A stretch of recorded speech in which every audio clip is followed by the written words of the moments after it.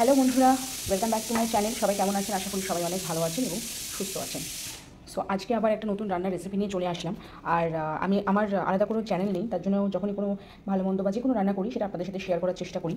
তো এখানে কী রান্না করবো সেটাই হচ্ছে মেন কথা। তো এখানে একটা ডিশ নিয়ে নিয়েছি, আর এখানে দেখুন মাংস নিয়েছি। এখানে 250 গ্রাম থেকে 300 গ্রামের মতো মাংস আছে। তো আমি এটা জল ঝরিয়ে রেখেছিলাম, তাও একবার দেখুন থেকে থেকে তুলে নেবো। এখানে দু রকম মিক্স করা আছে, বোনযুক্ত আছে, বোনলেসও আছে।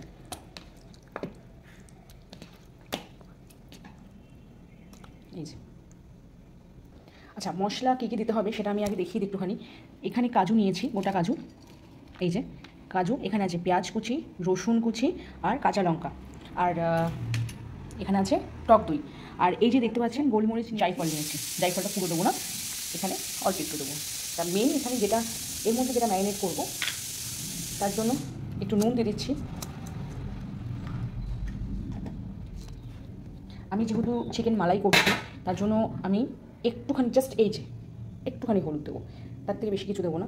আর এই যে জিরের গুঁড়ো দিচ্ছি।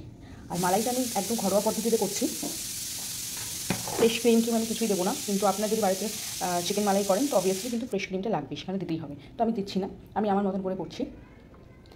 আর এখানে যেহেতু আমি শুকনো লঙ্কা অল্প একটু দেবো, শুকনো লঙ্কার গুঁড়ো আমি অল্প একটু দেবো, তার জন্য আমি কাঁচা লঙ্কাটা নিয়েছি। আর যেহেতু গোলমরিচটা দিচ্ছি তো এই দুটো কিন্তু ঝাল অনেকটাই হবে। আর আমার কাছে লঙ্কার গুঁড়ো যেটা আছে সেটাও কিন্তু ঝাল আছে। আর এই যে টক দইটা আমি আগে থেকে ফেটিয়ে রেখেছি এটাও দিয়ে দেবো এর মধ্যে। এই যে এবারে যেটা করবো, এই যে লঙ্কার গুঁড়ো, সামান্য পরিমাণ লঙ্কার গুঁড়ো দেবো, সামান্য পরিমাণ লঙ্কার গুঁড়ো দিলাম। আর যেটা করবো সেটা হচ্ছে এই যে টক দইটা, এটা পুরোটাই দিয়ে দেবো।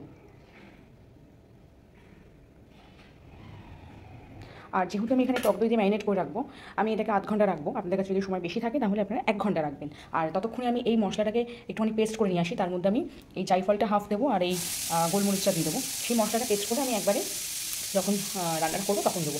আর এটা আমি একটু মেখে রাখি, ভালো করে মেখে রাখতে হবে। যত ভালো করে মাখা হাত যাবে ততই কিন্তু পেস্ট হবে। এই যে দেখছেন একটু সাদা সাদা ভাবটা থাকবে, কিন্তু মালাই মানেই সাদা সাদা ভাবটাই থাকবে। তো আমি এটাকে এখন আধ ঘন্টার জন্য রেস্ট।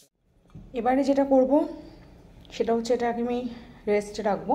আর এই যে মশলাগুলো এগুলো আমি একটুখানি পেস্ট করে নিই। আর যেহেতু মালাই হবে বলে যার ফলে একটু সাদা ভাবটা থাকবেই। আমি এখানে রসুন যে অল্প কটা নিয়েছি, এই যে কোয়াগুলো নিয়েছি, আর কিছু আমার পেস্ট করা আছে আদার সাথে রসুন পেস্ট করা আছে, ওটা আমি দেবো যখন রান্না করব তখন আপনারা দেখতেই পারবেন। আর কাজু, এই যে কাজু আর কাঁচা লঙ্কা আর পেঁয়াজ। আর যেহেতু এই জায়ফলটা আমি বললাম আপনাকে, এখানে হাফেরও হাফ দেবো, অর্ধেক দেবো। এগুলো আমি টোটালটা পেস্ট করে নিয়ে আসছি। তা রান্নার সময় চলুন দেখবেন।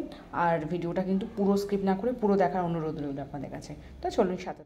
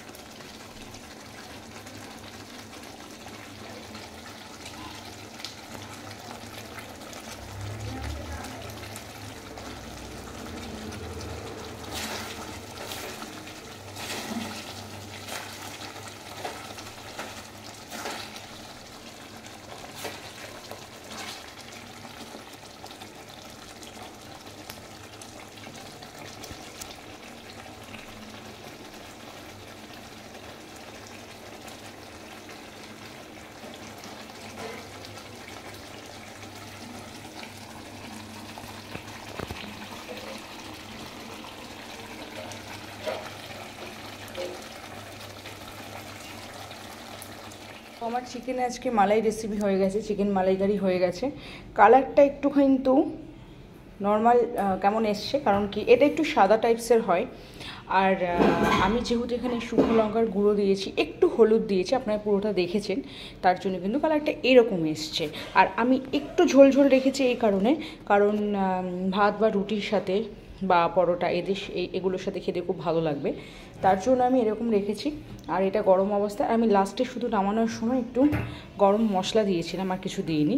সো আজকে রেসিপিটা কেমন লাগলো অবশ্যই কিন্তু কমেন্ট করে জানাবেন। আর ভালো লাগলে অবশ্যই কিন্তু একটা লাইক করে যাওয়ার অনুরোধ রইল। তো সবাই খুব ভালো থাকবেন, দেখা হচ্ছে নেক্সট ভিডিওর সাথে।